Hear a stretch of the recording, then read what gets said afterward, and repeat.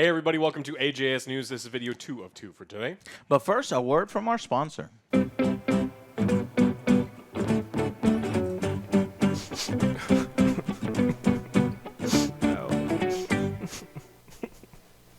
No. Hey, Scrody, are you okay? I thought I heard you crying. Oh, hey, OJ. Yeah, I have a big date tonight, and when I was getting ready, I cut myself shaving with my old razor. It hurts so bad. You know you're not supposed to use razors on extra sensitive areas? You need the right tool for the job. Here, check this out. This is the Manscaped Lawnmower 3.0 with skin-safe technology. It's specifically designed for your most sensitive areas, and now, if you go to manscaped.com/AngryJoeShow, you can get 20% off with your free shipping too. Wow. Thanks, OJ. I will. Hey, can I ask you a quick favor before you go? Of course. Can you, kiss my boo-boo better? Sure.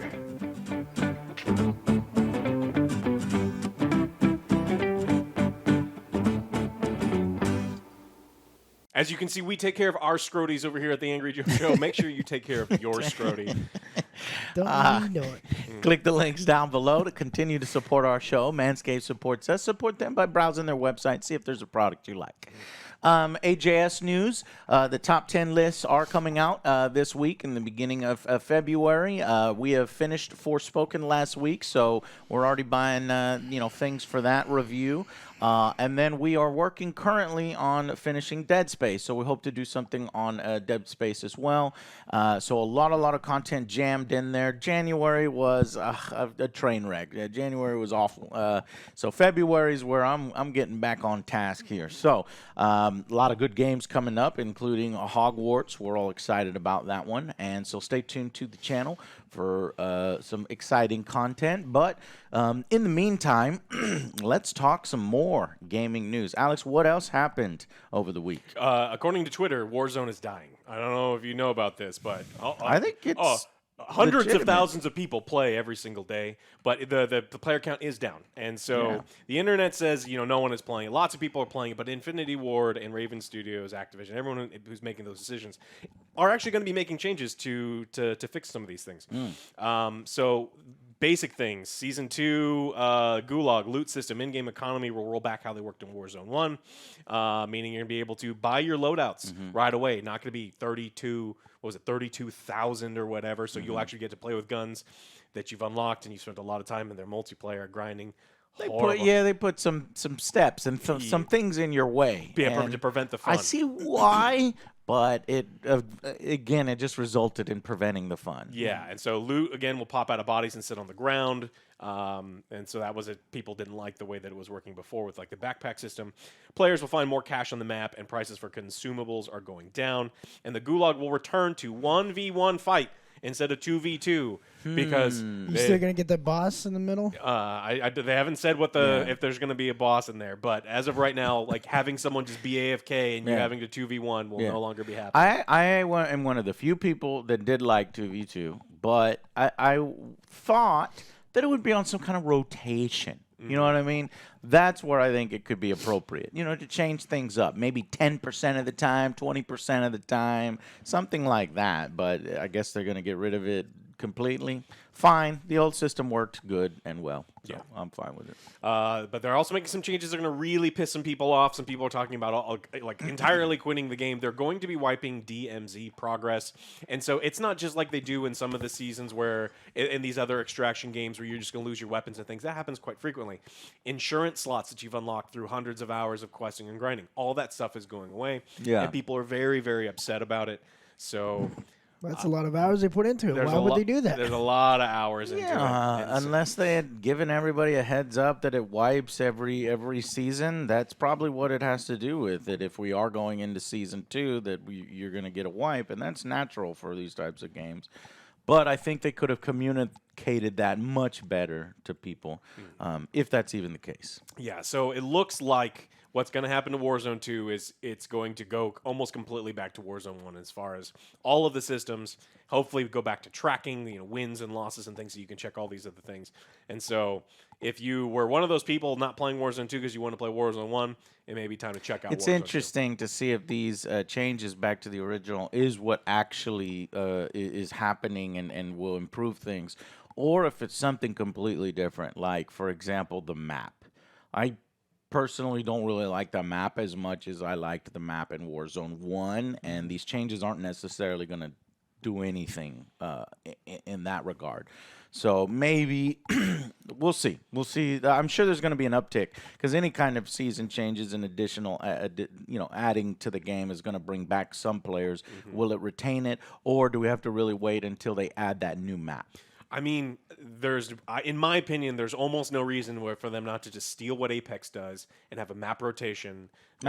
Where it's like 2 straight hours. We can go back to Warzone 1's map? Yeah, and so and they'll cycle through things. It's not like they updated a whole lot. I mean, the spaghetti code is all still there from the original one, so it's not like it's a brand new system that can't be done. But I think a map rotation does a lot for people to just want to jump back in and play a couple games. So check it out. Fat Shark, the maker of... Oh, wait, let me add on to that one because it's so close. So you're talking about Warzone. Let me talk about Battlefield. What? We've got Battlefield. Which one? 20. BattleBit. I like BattleBit. 2053. Oh, no, 2042. Oh, no. And we've talked about it, multiple weeks in a row, saying, about them trying to appease the player base. Well, finally, they said last week, hey, we're going to go back to classes, the thing that we didn't want to do for a long, long time. Well, that is happening, and it will happen tomorrow. In update 3.2, classes are coming back. Players can download the version today in preparation for it going live tomorrow. So here is an overview of the changes and improvements in this particular update. So you got Assault, Engineer, Recon, and Support return to a class system. You can customize your classes with equipment, gadgets, and proficiencies. And then you have a map rework for Breakaway. You have new Vault weapons, 3 of them. You have new suppressor, long-range scopes, and thermal scopes. You have the active protection system becomes available for 2 of the vehicles. And below radar arrives for all air vehicles. And then finally, exclusive rewards for Year 1 pass people, gold people, and ultimate owners. People that got robbed. Us. But yeah, so I guess we will maybe try it out at some point in the week, probably later on in the week, maybe, Wednesday or Thursday, maybe even Friday, because I'm going to be busy editing a lot of shit. But if we wanted to skip it, it would be totally fine. I wouldn't be sad. I know, but We're not missing out on much. I know you want to skip it, but classes is something that I've wanted in the game, and so I have to show up to support them, to give them an indicator that it's like, this is what we want, and we want future development in this angle. They change the classes. Nobody shows up. They're going to get the wrong signals. They're going to be like, well, I guess these motherfuckers were lying to us the whole time. Let's make Battlefield 2043 the same way we made it last time. I mean, they're not going to be that stupid, but you never know. So I just want to see how it is. But another thing that bothers me that I would rather play BattleBit is the squads are tiny. There's just 4 people. I'd like 8-player squads. We're going to play 6-player squads. We're going to play, and we're going to join in with 4 of us, and it's going to put us on opposite teams because it does every time because their matchmatchmaking is still dog shit garbage. Yeah. I don't know. Like for me, I'm glad that they're doing it, but it's too little, too late. Exactly. You put you put the next game out, I'll check it out, but I don't know. But we will they persevere through it. I think they just put this begrudgingly, and they're like, oh, fine, just do it. We'll check it out later on in the week, maybe Thursday. Yeah. All right. Well, so Darktide is another game that people have been kind of upset with. It released in a state that there was enough stuff there, but people were expecting like the crafting system and a bunch of other systems to be put in place pretty much immediately afterwards.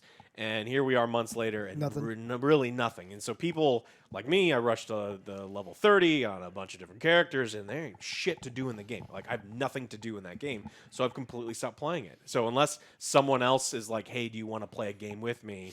I'm not logging in, and a lot of other people aren't logging in. So Fat Shark has actually come out with an open letter to the players saying that they're going to work on it, and they're going to delay some of the premium cosmetic stuff. We're going to work on some of the core functions of the game. But I mean, there's been a lot of Steam reviews recently, and they're not good, saying it's like, look, this is absolutely an early access. Yeah, I fucking thought that this would be fixed a lot sooner, Yeah. you know, and because I was excited about the game. I'm still excited about the potential of Darktide. And it's good that they are getting on top of it, getting out in front, actually apologizing and being, you know, upfront about it. So I don't know what happened, if it's, you know, corporate bullshit that rushed it out the door. But, you know, you got to treat this license with respect. This is one of my favorite universes of all time.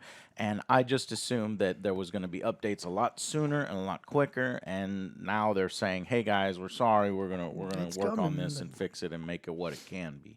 Because it can be great. And they do have a track record of getting better and better, you know, as the games go along. But that's not what we like to see happen here at the Angry Joe Show. Dang it, man. Yeah, and so what they specifically said is over the next few months, our sole focus is to address the feedback that many of you have provided. They're going to focus on delivering a complete crafting system, more rewarding progression loop, and continue to work on game stability and performance optimization. This is stuff that honestly should have come out within a month of release, and here we are several months after. So it's like it's a big problem. This also means that we are going to delay our seasonal content rollout and the Xbox Series X and S launch. People have been looking forward to that. Still can't play the game. So hopefully they get things in order, because that's, you know, that was high on my list of most anticipated games, and I did enjoy it when it came out, but it's not done.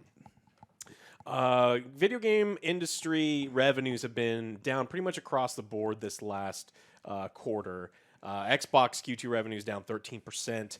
But a lot of there wasn't a lot of stuff, right? that's exactly what happened. Like Phil Spencer was saying that 2022 was kind of a down year, especially for them as far as like major releases and games. But they're really being held up by Game Pass, and so the Xbox Game Pass is really kind of saving them. Now they didn't give us exact numbers, but they did say that they now have active users total in gaming of 120 million people across the world. That's just within the Xbox ecosystem, so that's absolutely massive. So That's us. they're doing pretty well there. They are looking to acquire other major companies as to, you know, to purchase some growth. And we've talked a lot about the Activision lawsuit where people are trying to prevent them. And now Microsoft has actually subpoenaed Sony to prepare for the FTC trial. So the PlayStation firm has requested a week's extension for response as the two platformers continue to negotiate. So Microsoft has even said that you were not quite, you weren't exactly honest with some of the EU investigations and some of the other things. You don't say. Yeah, and so this is pretty big. I mean, a lot of corporations, like big names. Nvidia wasn't super excited about Microsoft. That, you know, Nvidia didn't say they want to trash the deal, but they said we don't necessarily love this because they're going to force other cloud services out. Google, and then now Sony, of course, does not want them to do this. So there's a lot of big corporate, you know, big corporate groups that are just trying to prevent this thing from going through. Yeah. But now Microsoft's kind For of their own selfish reasons. yeah, absolutely. So we'll have to see what ends up getting said in court, but I can't wait to see. I can't wait to be fucking done with this, Yeah. to be honest. I'm fucking tired of bullshit. Just fucking do the fucking merger already, god damn it, so we can fucking move on. All right. And so that I can see some fucking changes in Activision at least. Well, yeah, that's a hope for sure. Neil Druckmann actually had a lot of stuff to say this week. He said that Naughty Dog is done with the Uncharted series. So if you were, in my mind, Tom Holland killed Uncharted because Don't blame Tom. I'm Man not. needs a paycheck. And he did not. That guy, Nah, it's not his fault. Blame Marky Mark. It was his fault. yeah. But as far as the video games go, that's not what they're going to be focusing on. And he was actually kind of aloof about the likelihood of another Last of Us game. It's like if they've got a good story to tell, they said that they'll look into it. But that's not. Motherfucker, there's gonna be a part 3, period. Period. This is dollar signs. This is fucking notoriety. This is kudos and currency, right? Because the show is doing so well. In fact, it is The Last of Us will return for season 2. I mean, that was pretty obvious, right? But there's rumors that they're going to have multiple parts to season 2 because they want to drag it out. So they'll probably split season 2 into season 2 and 3 that cover The Last of Us 2. And we're going to be reviewing the latest episode, so we'll probably repeat a lot of this there. There's a small hope based upon what the after show of the latest episode 3 said. There's a small hope, a nugget of hope, that maybe things can be different from the video game. And we'll get to more of that in our Last of Us episode 3 review. Watch that as well. And the last thing I want to talk about is Wizards of the Coast is fully retreats from the D&D license fiasco that we've been talking about. And after the outrage, victory, which should have never had to be necessary, but we win nonetheless. Cyberbullying works, everyone. I'm just kidding. Kidding. Don't say that. Just kidding. But I mean, cyberbullying corporations does work. Okay, not people, because corporations aren't people. Despite what the Supreme Court says. Yeah, I mean, they're people. No, they're not people. Yeah. Anyways, so it's okay to bully them. Yeah. Anyways, go ahead. Yeah. Well, this is not the time to let up. And Wizards of the Coast does a lot of fucked up shit in a lot of their companies, and so in my opinion, now fix Magic, because Magic is fucked. Yeah, and I want them to unfuck Magic. You need to stop releasing 500 products every single quarter. They're screwing over the stores, or like they're trying to get rid of pre-releases. So it's like, yeah, Hasbro has been using Wizards of the Coast and squeezing those clients, like me, the customers, so hard to offset all of their other horrible fucking IPs that are on fire and bleeding money because no one wants to buy 45 Transformer card games. And it's like, well, they need to come up with something new. Let's not ruin the ones that are working in order to offset the losses for the other one. And so if you want to continue to bully Wizards of the Coast, I would really appreciate it if you tell them to fuck off and maybe not release so many goddamn things. No more $1,000 booster sets for Magic the Gathering. Jesus. Yeah, cool. I mean, whatever. So you got the official Twitter for D&D posted this major W after their major L. Of course, they have to. Over the past few weeks, you, the community, have made your voices heard, and we've listened. OGL 1.0A will remain untouched.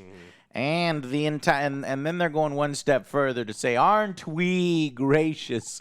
They're going even further and saying, hey, we're making all this open. So we are leaving OGL 1.0 in place as is, untouched. We are also making the entire SRD 5.1 available under a Creative Commons license. Now, I don't know what SRD stands for, but what that essentially does is they're making it even easier for all of the things that are happening now and that people fought for and defended. They're making those even easier.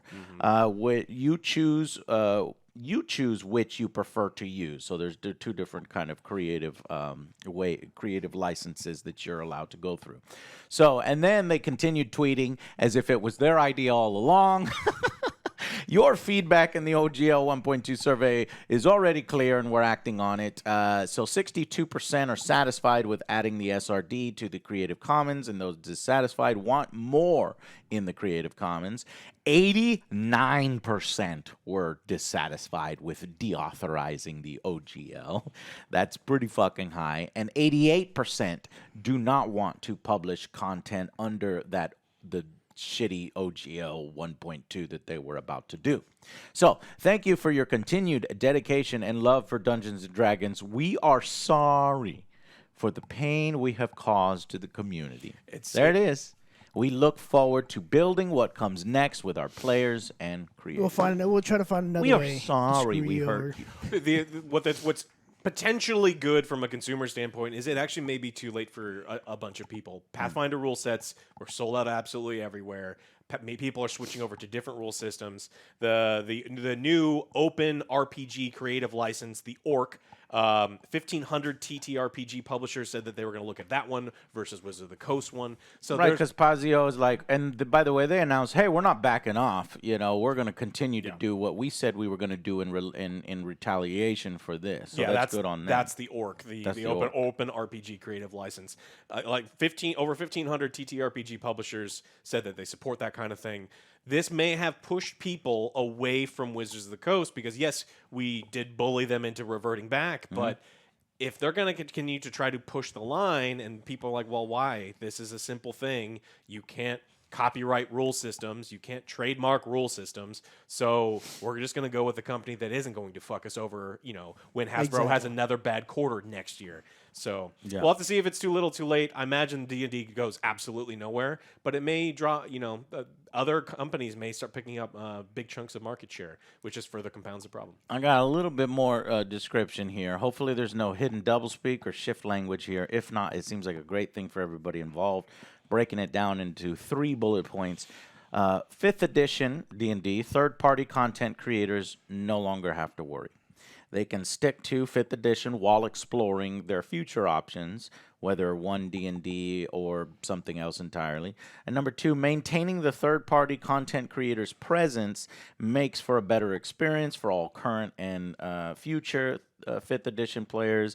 And then the past few weeks have seen a huge uptick in people trying and talking about other games, which is what Alex was talking about. So even if the 5th edition, 5.5, or 6th edition remains the largest tabletop in the genre, I think that the other games have massively closed the gap, after this. So the only people who lost in this are the suits who tried to make this shitty decision and won't be able to get the, the stupid profit increases that they were hoping to get. This is a good outcome for everyone else. So good. I'm happy to see that all the basement dwellers and Cheeto eaters and people who Cheetos are are good. fringes of I certain like Cheetos. societies. I know, but this is what, gym rats and just maybe general audiences think of D&D players, which is not true.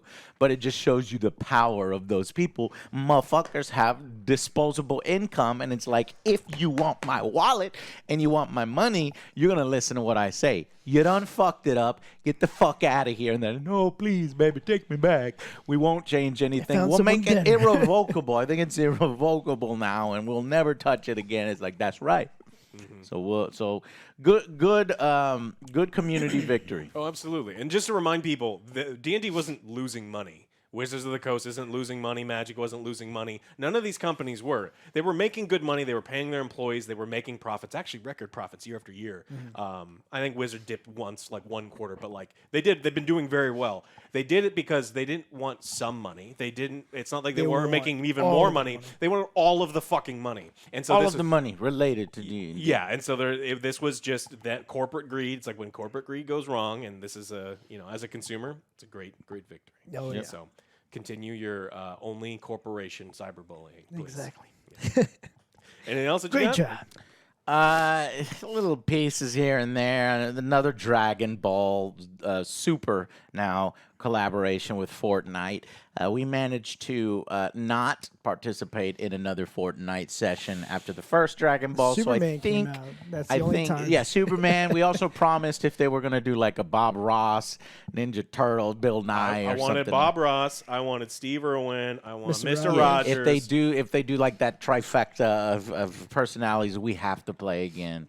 But I mean, I really like Dragon Ball, but I know that this shit ain't gonna be Dragon Ball. It's just the skin. We saw it with Superman.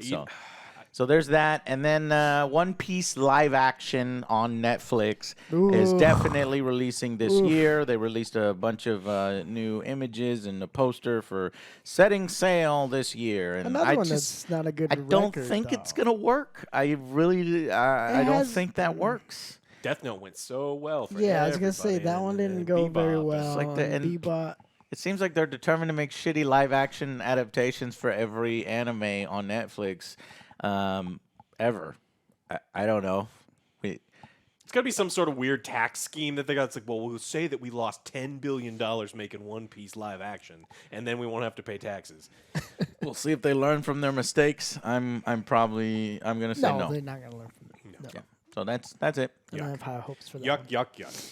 Well, you know what is great is Manscaped. So check that stuff out. Those links down below. You get 20% off and free shipping and 2 free gifts right now. So check that link. Get yourself some boxers, some trimmers. Treat yourself right. Yeah, thank you for being patient with us in January, and expect a lot more content here in February. And thank you so much for watching, and we'll see you on the next Angry Joe Show. Bye, guys.